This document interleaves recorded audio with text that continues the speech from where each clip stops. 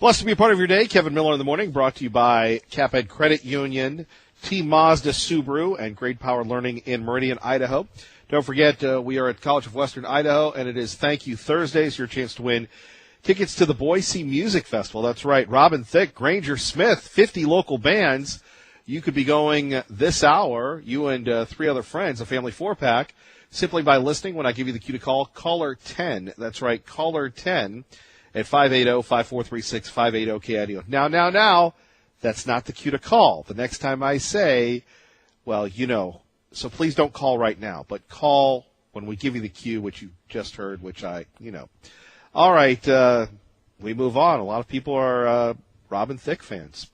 Going to be great. That's June 23rd. Why not go for free and be a hero with your friends, your family, your people at church by taking them along, courtesy of, listening to us every morning at KIDO Talk Radio, The Kevin Miller Show. Steve Lisney joining us now, Assistant Professor of Biology at the College of Western Idaho. Steve, thank you for joining us. Thanks, Kevin. Now, does the study of biology change as much as, let's say, technology? Does technology influence how you teach the kids today, sir? It does. It changes pretty rapidly. You probably heard in the news new technologies like CRISPR being involved in DNA manipulation technologies. And so these technologies do change fairly rapidly, and it's a struggle, and we try hard to keep on top of them. Sure. I would imagine, biology is one of those intimidating topics for a lot of people. Can be. So when a student comes in, maybe a non-traditional student that didn't have a great experience in high school or some college, how do they adapt? How do they learn? Well, that was exactly my story, Kevin. I was a non-traditional student, and I came in, and I think they adapt very well, actually. I find that these non-trad students that come in that have some life experience behind them do very well. They are motivated, they are organized, and they're some of our best students, to be honest. Yeah, it's amazing. The older you get, you seem to appreciate education. That's exactly right. And you know what you want. You're there of your own will. It's not an expectation of your parents, let's say, but not to diminish the quality of our younger students, but I find that to be true. Is it a struggle to make it relevant to people today? Are people skeptical? No, I don't think so. I think it's really easy to make relevant because biology is a study of life, and of course we're all living, right? We have our own bodies that we're very familiar with, and we have lots of things in common with other organisms. So it's pretty easy, say, to relate a physiological process in your body with a similar process that happens in your dog. We're both mammals, and so it's pretty easy to make those connections, and people are familiar with this. I think the show CSI has helped it all. Well, actually, I think it's hurt. Okay. So these programs sort of minimalize that's not the right word. They take shortcuts in the process of science, right? Because, of course, it's a TV show, and it needs to be done in 50 minutes. And so I think there's an unreal expectation. However, I think it does generate excitement for science, and it's probably driven lots of folks into science careers, and that's great in that regard. Well, and the breaking news this morning, because of some breakthroughs in DNA about the alleged original Night Stalker. Oh, I saw that. Yeah, the Golden State Killer, that they said they found that needle in the haystack, and a lot of it's attributed to DNA. Right. I watch 48 Hours all the time, yeah. And, the breakthroughs that we've had in the last 5 years when we're talking about DNA and biology and technology have been incredible. Well, it is. And, this is something that we constantly tell our students because, maybe half our students are non-traditional, meaning a little older, and half of them are coming into me, 21, 23, and they've grown up experiencing DNA and knowing what it is. But I try to remind them, that we only discovered this in the 1960s. Right. It's only been 50 years that we've been using these technologies, and what we've done in those 50 years is amazing. You can send in your DNA to different companies, and they'll send you back a report and says you have markers for these particular genetic disorders. That's amazing that it's in the public sphere right now. I don't know if I want to know that. Sometimes it's scary. Place, yes. Yeah, I know, right? Or, like the 23andMe, that right. They can find out your ethnicity. It is fascinating when you take a look at just the breakthroughs we've had recently. It's unbelievable, and it moves very, very rapidly, which makes it a challenge for us to stay on top of it, and a challenge for our students. But that's our lot. So Now, back to your story, Steve, when you're saying that you are a non-traditional student. Yeah. And have you always had a love for biology, or? Well, I did. I grew up in central Wisconsin. That's what I call home, and grew up on my grandparents' farm and just out in the woods. And after I worked for about a decade, I decided to go back to school, and then I wanted to study biology. And in fact, I wanted to be the guy on TV that was making movies, following animals, and wrestling them, stuff like that. Yeah. That's not what happened. Wait a minute, like the Croc Hunter? Actually, he preceded him. His name was Marty Stauffer, and he had a program called Wild America. See, I go back to Wild Kingdom. I remember that with Marlon Perkins. Yes. That's right. Mutual of Omaha. Great show. Wild Kingdom. I could sing the jingle, Kevin. Could you? No, I won't. But well, and like I said, Steve, you and I, probably Tea Party Bob, are the only ones that get that. But how did that motivate you, and do you think the media, besides CSI, are motivating people to get into biology? Well, I do, because there are so many TV shows that have a biology theme. And that's another thing that we do talk about, because it's in our popular culture. This is why younger students have grown up with understanding what DNA is. It's iconic, that twisted helix, right? Right. Everybody can picture it in their mind when we say that.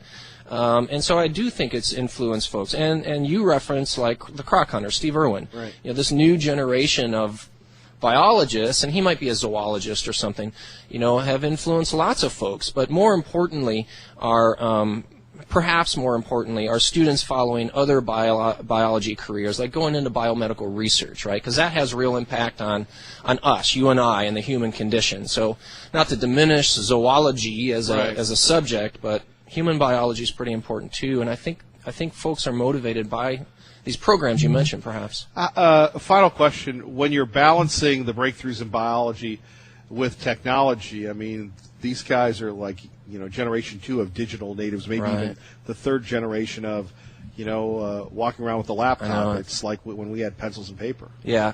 So that's a challenge. But what we do at CWI is we try to bring in technologies such as modeling. So modeling is, as you know, a model is any representation of reality, and it can be pictures, numbers, or words, right? And so we try to bring in computer modeling with regard to biological phenomenon, say protein structure, or say extrapolating some phenomenon out into the future. That's modeling, and that relies on sophisticated software. And so we try to bring that in because, in reality, that is what our students will be doing in the future. They're going to be relying heavily on these technologies. They're not going to be doing what our grandparents did and, watching birds and, writing down their their diet analysis. And so we try to bring that stuff in, and we think it helps them a lot. And the other thing we do, Kevin, is try to provide opportunities for these students, get them engaged in actual authentic research experiences, so they gain those skills that when they transfer, they get excited about research career paths and excited about what they can do with their careers. Especially around the Treasure Valley, because we're so inclined right. with nature and animals and the study of that, whether it's wildlife, whether it's fish, what have you. Right. Yeah, agreed. We have a very close connection to the outdoors relative to other places. And perhaps that's part of the reason why we're trying so hard to steer folks into a medical career path and maybe not a natural resources career path. But natural resources is my background, nevertheless. Even though Wisconsin is home, this is your home. I mean, this is where it is. This is home now. That's right. Yeah, this is home now. I mean, if you don't like the outdoors. Well, I know. I like one of the few. But we're a growing city, and I think we're attracting a lot of folks that like that lifestyle as well. I would agree. Steve, thank you. Yeah, thank you, Kevin. Have a good day. Good day. Let's go to Liberty Linda at KIDO Talk Radio. Liberty Linda, good morning. Good morning, Kevin. What a great show you had on yesterday. Thank you for inviting all these individuals in so we can hear what they're offering. We really appreciate it. Well, that's why we call it Kevin and the Contenders, and we're going to continue to do that, and we hope that other people, imitation is the greatest form of flattery. We hope that other people understand how important it is, and that, Liberty Linda, as you and I have talked about on off the air, there's a lot of sacrifice that goes into office. Let's say you're running for state rep or state senator. Those signs aren't cheap. I mean, just signs. You're going to go broke just buying signs. Never mind radio commercials, which I'm very partial to the people that buy radio, because to me, not to me, it is still the most effective way of reaching the people that vote. Television is nice, but radio is where the voters are. They are the most engaged, motivated electorate. Now, again, enough of my being on the soapbox. Back to you. It's important that these guys get the attention and have a chance to make the case. And you can hear it straight from their mouth. I mean, you know, 'cause they're telling us what they believe in. But Kevin, why can a person be for one person for a government position and not be against or hate the others? Yeah. I mean, like you're just saying, you've talked to all of them. I'm sure you like every one of them, something about them. But you will have to go and vote for one. So anyway, this race is really getting kind of rough. And I just want to say I like everybody that's running. I have to choose one. And if you go ahead, Liberty you hear Linda. what I'm saying? Well, and you usually I just sit back, but you've gotten me off my potted plant perch here.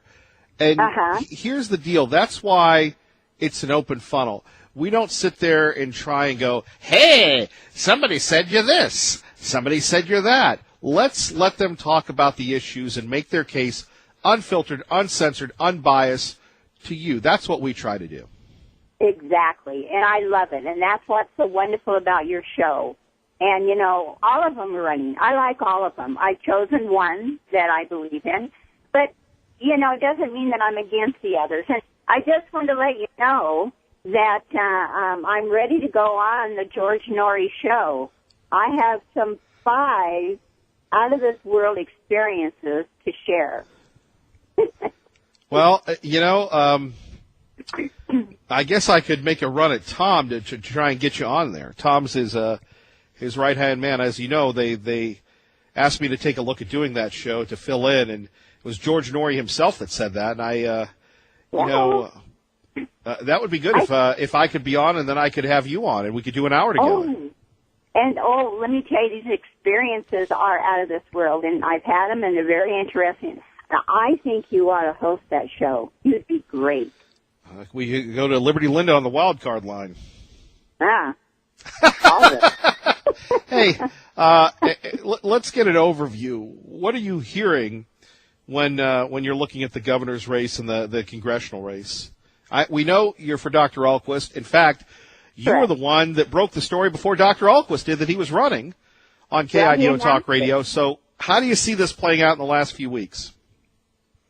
Well, of course, hopefully. I think he's a wonderful individual, spiritually, because he was a spiritual leader of the church I go to. And so I believe he's a very good man, and I think he will do the best for the people here in Idaho. So, of course, I want him to win. But, we have some great people out there that are running for this office, and I respect every one of them. And, it's so wonderful to hear them on your show, to get to know them. But I am for Tommy Ahlquist.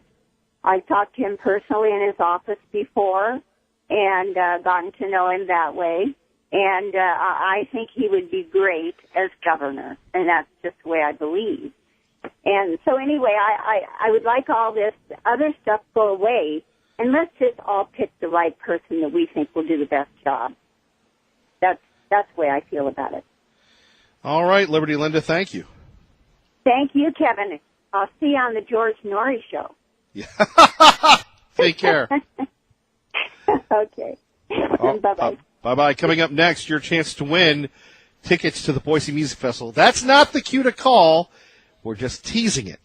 Because apparently there are a lot of Baby Bash fans here, including Austin. You're listening to Kevin Miller on KIDO Talk Radio. And I was just talking to the folks here about just this university. Now, I've seen this a few times, so I started to look it up, Dixie State University. Now, I know what you're saying, and if you know Dixie State, then you know where it's located. But if you had never heard of Dixie State University, obviously you would think that it was in Alabama or Mississippi, Louisiana, maybe Texas, but it's actually in St. George, Utah. That's amazing when you think about it. I'm just sitting here looking at this, and they're doing the rebrand and everything else. But if they had some online courses, wouldn't that be cool to say? Well, maybe, probably wouldn't be cool for some people. But located in St. George, Utah, Dixie State University, and what is and what isn't acceptable, what is politically correct and what isn't. I just find that topic interesting this morning. All right, why don't we do this?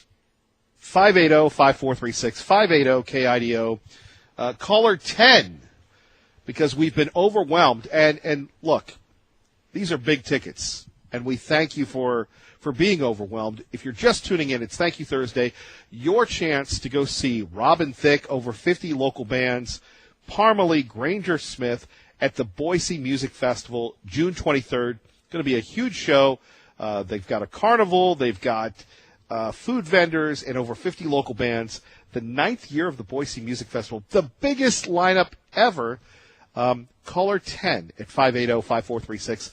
580-KIDO, you're going to win those tickets. So we've been talking a little bit about food safety in light of what's happening with the E. coli scare. We'll get back to that. And when we talk about limited government, people go, I don't want my government involved. Well, I want my government involved in food safety, don't you? Another issue we've been yapping about, and this is a favorite topic of our friend Tea Party Bob, is the idea of posting hospital prices. Let's take a listen. The White House wants to take some of the mystery out of healthcare and require hospitals post their prices online.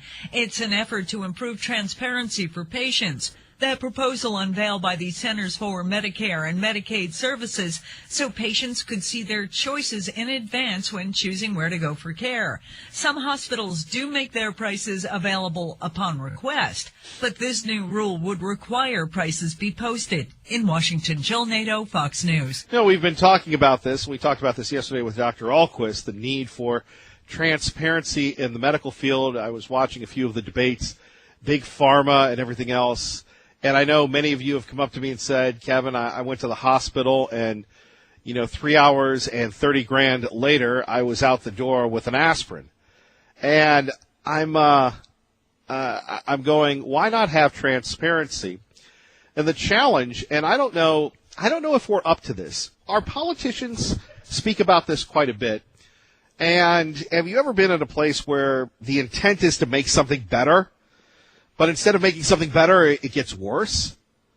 Think about this for a minute. What was it, 5-10 years ago, we had the Affordable Care Act, Obamacare. And in Idaho, the costs of medicine were pretty low, comparatively speaking. Then, all of a sudden, we had the Affordable Care Act, which jacked up the prices, continued to jack up the prices, still jacks up the prices. And, we're dealing with that. Now, the hospitals will tell you, well, we have to charge this because we have so many people coming in that don't have insurance. So the people with the insurance and the people with money, you have to subsidize it. The insurance companies say, even though they've made a boatload of money, just like the hospitals, well, we have to do this because we have to remain viable and profitable and everything else. You have others saying it's all about personal responsibility. What irks most of us, and whether you're a Republican, whether Democrat, medicine, healthcare is a nonpartisan issue. For years, the Republicans said, put us in. We're going to get Obamacare. It's going to be over. Then when they get in, they say, well, we don't know if we can reform it, but we're going to make it worse. No, we didn't elect you to make it worse. And, some can debate whether or not competition would help for health insurance policies. Then you have the state of Idaho, which I disagree with this segment, where they're going to say, well, we're going to give you health insurance, but it's not really, it doesn't really cover everything, according to the government, which, let's face it, is not the most objective criteria. So we can give you just kind of health insurance. It's really not health insurance, but it is health insurance. Even the Fed said, no, we have an issue with it. So let's figure out how to make it better, not worse, right? By the way, congratulations, Kathy in Middleton. Kathy won those tickets to see the Boise Music Festival. June 23rd, keep it here for your chance to win another family 4-pack before 9 o'clock. But go back to the medical situation, a nonpartisan issue at 580-5436. Where is the transparency, and why not post hospital prices? On the other hand, do you really want, well, I think they do run like a business, right? They do run like a business. That's why we're seeing more and more independence be gobbled up. And then all of a sudden it's up to the bureaucracy. From my own personal experience, our company, they switched something or other, and all of a sudden I didn't have a choice on the drugs I took. Big Pharma decided, no, Kay Milley, you're going to take this drug because it's cheaper. And my guy said, look, we can appeal it. He appealed it, and before I even got my first sample of the new medicine, they denied it because they wanted to save money. Now, I'm not a victim. We all make choices. But there are people that have real-life health concerns that are being nickel and dimed by the bean counters. That's not what medicine's about. And that'd be one thing if you were frugal, but then don't build these huge, majestic structures, right? More on that in a minute. Traffic and weather together. Let's find out what's happening in your world at KIDO Talk Radio. Good morning, Maggie. Out to the White House. That's right, out to the White House. John Decker joining us from Fox News Radio on KIDO Talk Radio. Good morning, John. Hey, how you doing, Kevin? Big day yesterday with the president of France being in, obviously addressing Congress. The president always has a reaction to that, in addition to the Supreme Court arguing about DACA. Always a lot going on with the president, sir. Yeah, yesterday, big day, and of course the day before as well. The 3-day state visit of Emmanuel Macron, the president of France, has concluded. He's back in Paris. Last night I had the opportunity to attend the president's solo press conference that he had with just a few journalists and front row seat. It was very cool to be there for that. And I think it was a very successful state visit by President Macron yesterday, speaking to that joint meeting of Congress. Well received. I think you could argue it was a rock star reception that he received on Capitol Hill. And today the president accepting the decision by his personal physician, Dr. Ronnie Jackson, to withdraw his nomination to be the VA secretary. So a lot going on here in Washington, D.C. Very personal for the president to accept that withdrawal. What about the Supreme Court arguing about DACA? Well, let's be clear here. The Supreme Court did not hear arguments on DACA. They heard arguments regarding the president's executive order on immigration. Yes. The DACA decision came from a federal district court judge here in Washington, D.C. He is the third federal district court judge to rule against the president's decision to rescind or end the DACA program. The judge that ruled on that yesterday, or I should say the day before, is a Republican appointed judge. George W. Bush appointed him to the federal bench. So the president's 0-3 on this particular issue. 2 other federal judges have also ruled against the president, and I think it's time that they ought to rethink the arguments, the legal arguments that they're putting forward, because they're not having any success. I asked Sarah Sanders that particular question yesterday, and they're going to continue making that argument. But, when an argument isn't working, you have to perhaps look for a different argument. And your experience as an attorney would lend credence to that argument. Well, that's right. If you're going to take it to the appellate level, you have to see, what works, what doesn't, what are the things that the lower courts agree with our position on, and what are the things that they don't, and then reformulate what you want to argue to the appellate court. And so I would think that's what the Trump legal team is doing. This is something that obviously matters a lot to them, this decision that the president made to rescind the DACA program.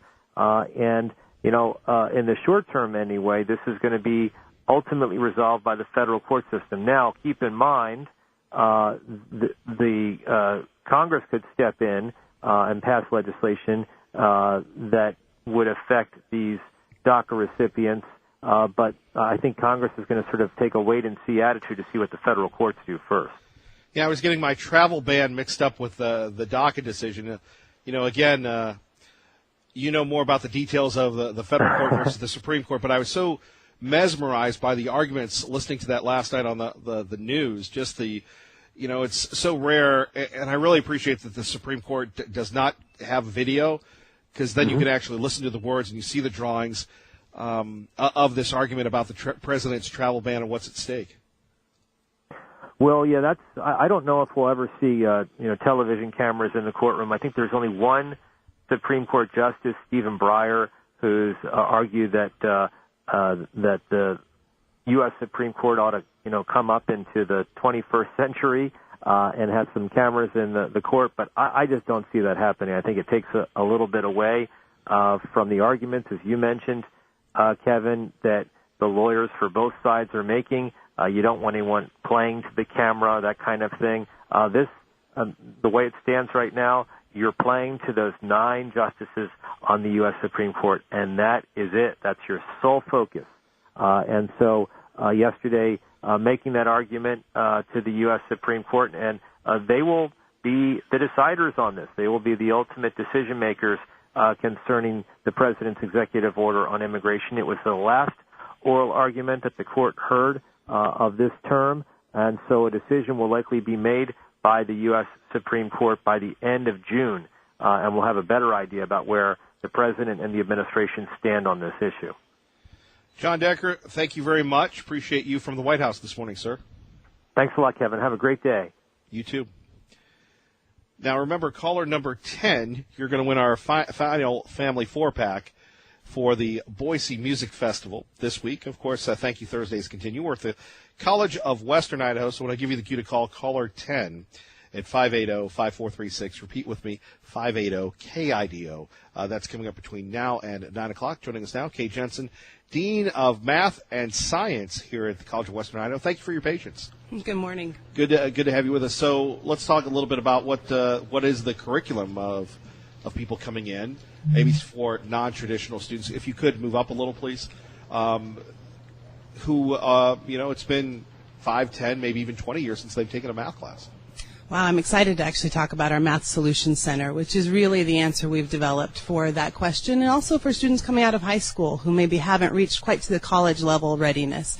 So our Math Solutions Center allows students to navigate the appropriate number of modules. It's the way we've divided math curriculum to really be able to target in on what they're going to need in their chosen profession or in their degree path. And so we have up to 12 modules that students are able to complete at their own pace. Very different from a traditional college model where if you didn't quite get that last lesson, now you're behind and it's really difficult to catch up. So students get to really navigate on their own time. How does that work at your own pace? Because, as you can tell, your own pace. That sounds pretty good. Of course, I'm still trying to figure out probability and matrices from many years ago. Certainly.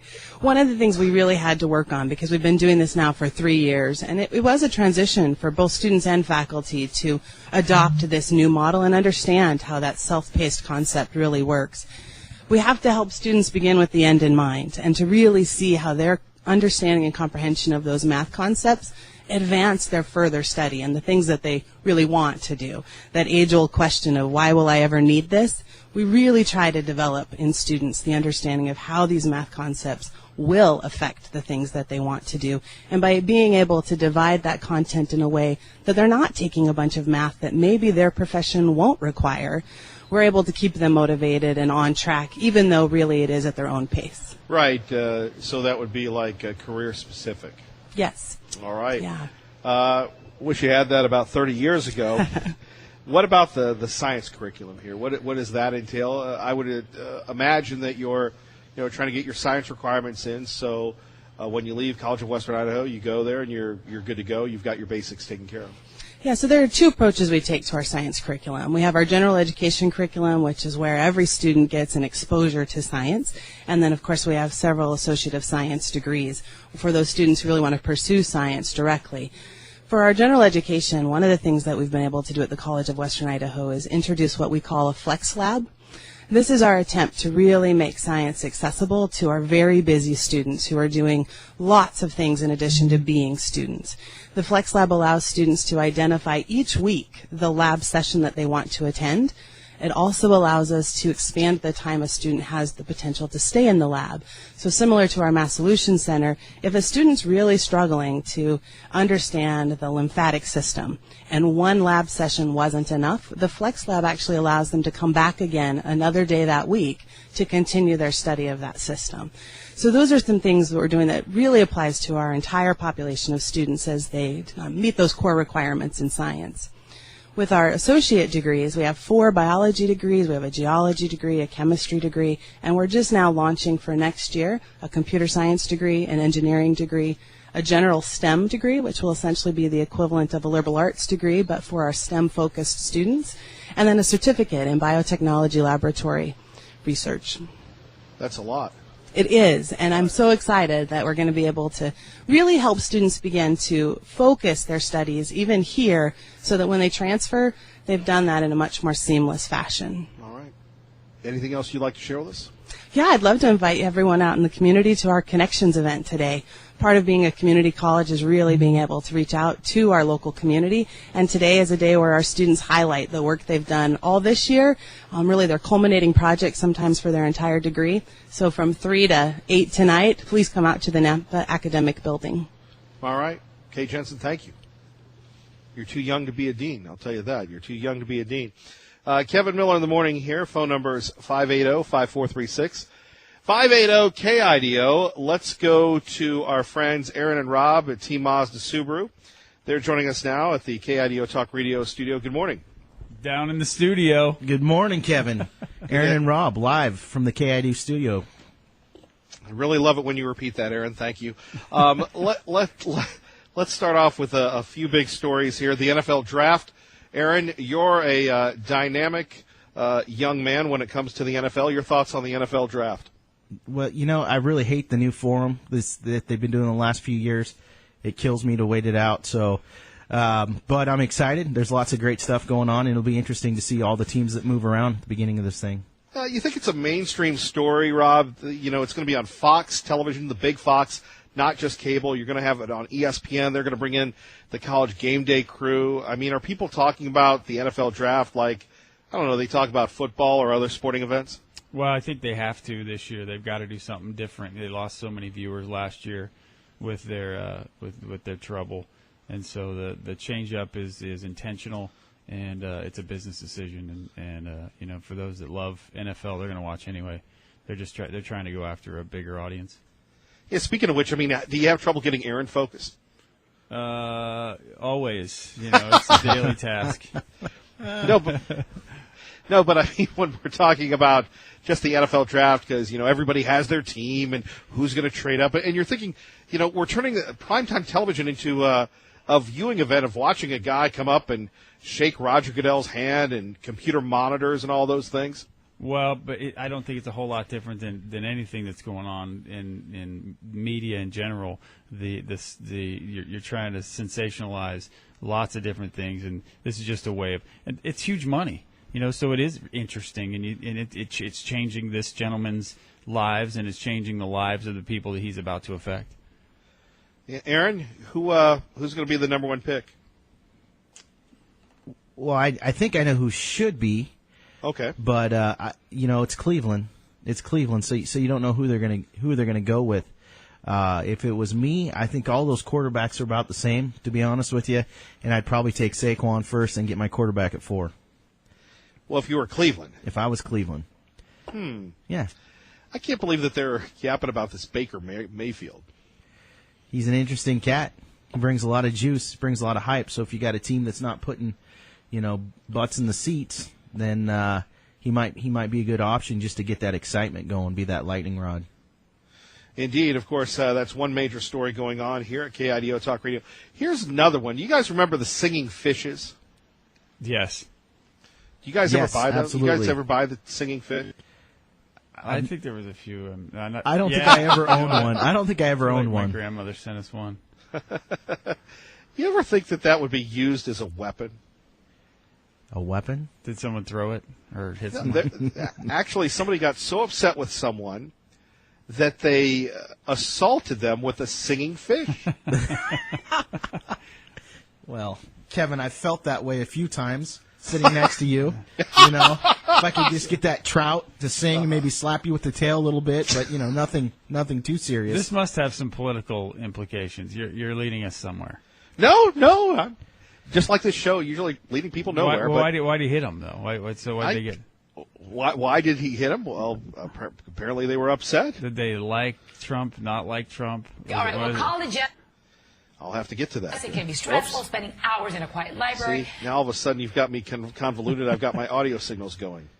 This is what happens when Aaron and Rob are joining us. I get all mixed up trying to find the singing fish thing, and you're going, well, then why did you talk about it? Well, I think the word is giddy. You're just excited to hear from us. Giddy. Giddy. Yeah. If only we were next to you. Yes. I love that, giddy. Okay, we'll get back to the assault on the singing fish. I'll try and get that story for both of you in a minute. So here's another one. Some major universities are actually looking at a crying closet. Oh, You heard about my this one? goodness gracious. Stop it. How about that? Stop So it. if it I'm gets- the wrong guy to ask. Stop Look, I've cried many a time at numerous workplaces. Does Ray at Mayo do that to you? Those are tears of joy. Oh, okay. But other tears of joy as well, or tears of pain and suffering. So what's wrong with having a cry closet? At a university, you want to go take a cry, you go in the closet. What is wrong with that? Is that what they're calling it now?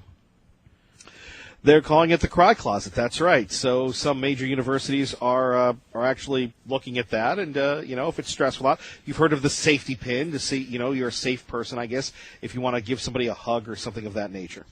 in the cry closet? That's what I'm thinking. No, not in the cry closet. We were, when I was in college. Okay. Yes. Now, since both of you can hear me, here is the assault with the deadly fish story. Thank you. Okay. It was this guy